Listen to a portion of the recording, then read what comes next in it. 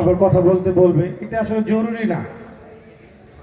এইটা অনেকের কাছে জরুরি, নাম ঘোষণা না দিলে মন খারাপ করে, পোস্টারের নাম বড় না হইলেও মন খারাপ করে, কিন্তু এইটা থেকে রিয়া সৃষ্টি হয়। আমি এখানে কথা বললেই কি হবে, না বললেই কি হবে? আমি তো আসছি আমার ফায়দার জন্য, তাই না? আমি আসলে আমার লাভ হবে। যদি কথা বলি, কথার ভিতরে যদি এখলাস থাকে তাহলে আমি লাভবান হব, আর যদি এখলাস না থাকে আমি ধ্বংস হয়ে যাব। আমি আসছি, আমার সময় নষ্ট হইল, আসার কিছু খরচাপাতি হইলো, সেটাও ধ্বংস হবে, সময়টাও ধ্বংস হইল। এই জন্যে কিছু কিছু ক্ষেত্রে যত আড়ালে থাকা যায় ততটাই ভালো। বড় বড় আল্লাহওয়ালারা ওইভাবে প্রকাশ করতেন না নিজেকে, মারা যাওয়ার পরে প্রকাশ হইতো। তো যেহেতু প্রকাশ হয়ে গেছি, এই আপনাদের কাছে একটা দোয়া চাই।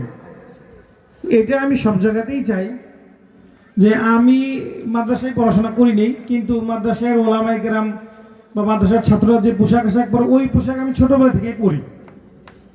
আমি একটা ভয় পাই আমার এলেমের অভাবে, আমার আমলের অভাবে যেন এই পোশাকের বদনামটা যেন আমার থেকে না হয়, এই দোয়াটা আমার জন্য করবেন।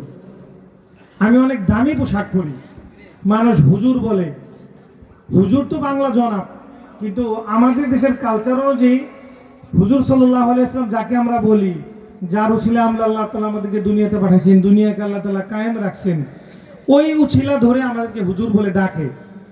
তো আমি যেন সেই হুজুরের পোশাকের গালি না হয়ে যায়, আমার যেন ওই পোশাকের আমার দ্বারা যেন বদনাম না হয়ে যায়। আর আমি মুসলমানের ঘরের সন্তান, মুসলমান নিজেকে দাবি করি, ইমান আমল যত কমই থাকুক। আর একটা দোয়া এইটাও আমার জন্য করবেন যে বিধর্মীরা যেন আমাকে দেখে, আমার কৃষ্টি, আমার কালচার, আমার চলাফেরা, আমার মুআমালা, আমার মুআশারা দেখে যেন আমাকে যেন ওই মুসলমানদের গালিরা না দেয়।